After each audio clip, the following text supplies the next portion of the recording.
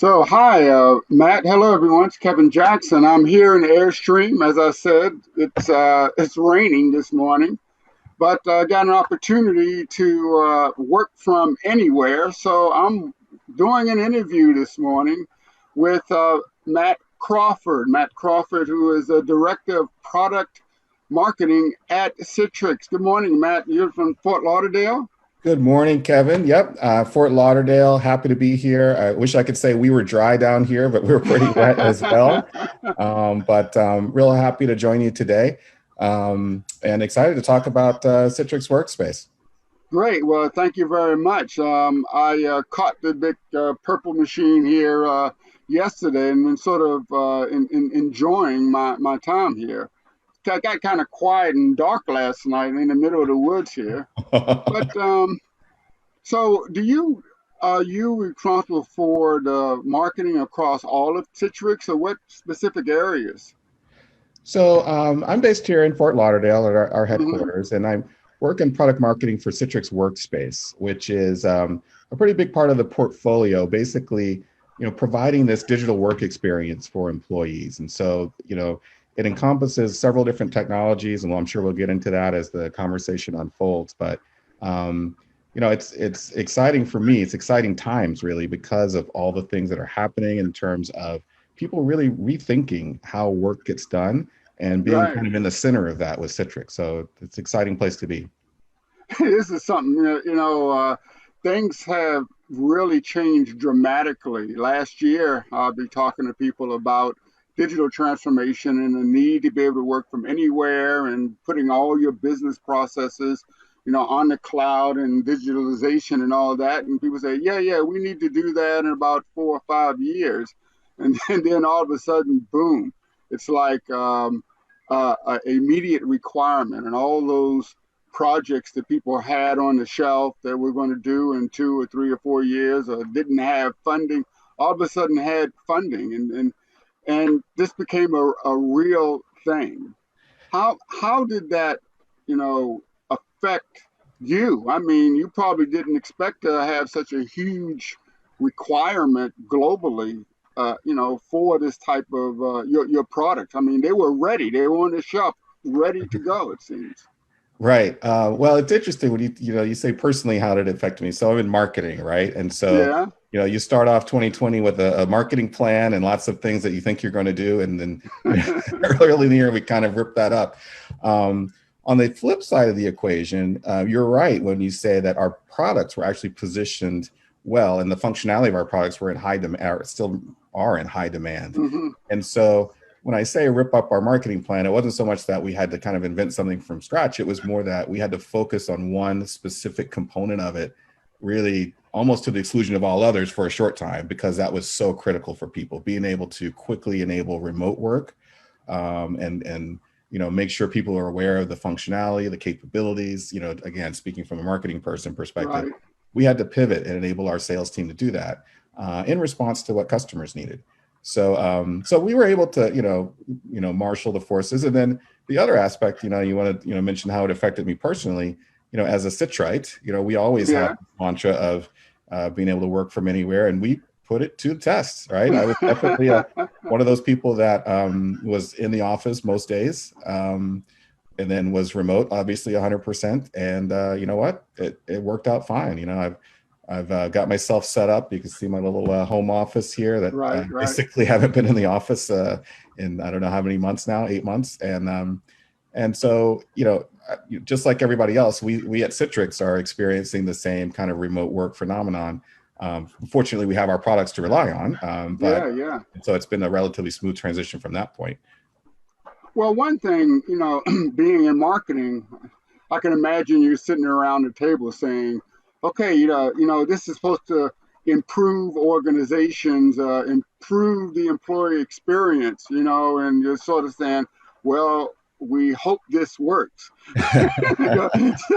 So, you have any stories about, because many organizations, like, they were afraid to do this remote work. Managers like to see, butts in seats, people in Right. the office. And they, if you're in the office, then you must be producing. And now no one's in the office. And these managers need to, I guess maybe, they're biting their nails and pulling out their hair, saying, "I don't see anybody. Is anybody really working?" So is it improving the employee experience, or is all the employees home partying? Yeah. Well, it's a complex question actually, because when you say productivity, I think you're right. Initially, people thought, okay, oh man, we're sending everybody home. They're not going to be as productive as they were before. Mm-hmm. And actually, it's the opposite, right? In most cases, people are actually much more productive in many cases when they're working remotely. And so it's kind of shifted from, oh, can they do this, to wait a minute, they're doing this a little too much. They're, the boundaries between work and home are blurring. People are working Right. longer hours. And actually, there's this genuine concern about well-being and burning out, frankly, for some employees, right? Because Right. you've eliminated the commute, and which can be good, but at the same time, if you overdo it, you can, like I said, burn yourself out. The other piece to that equation, though, is that yes, for a lot of companies, they found that work that they thought was best done in the office is actually Right. perfectly fine and even done better remotely, right? And more people are happier, they're more productive.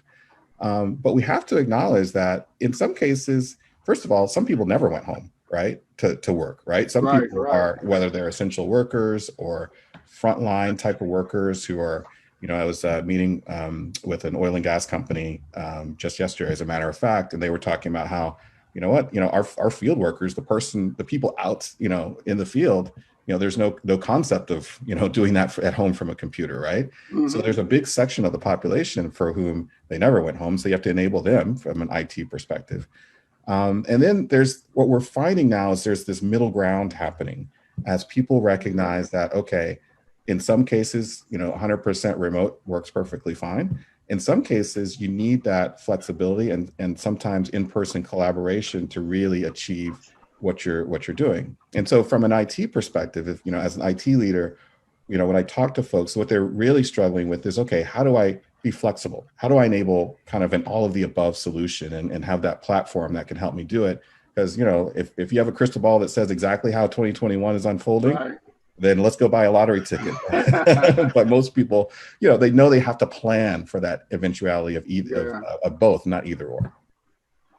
But data security though is always really an important consideration. So, and I was really fascinated about what Citrix has really been doing with the zero trust framework. And one thing particular at the Citrix Cloud Security Summit, I actually learned a lot about the work you're doing with Google and how you're leveraging Chrome Yep. to like have this agentless, well, it's not really agentless. I mean, it's using the browser to enforce this consistency around security and policies.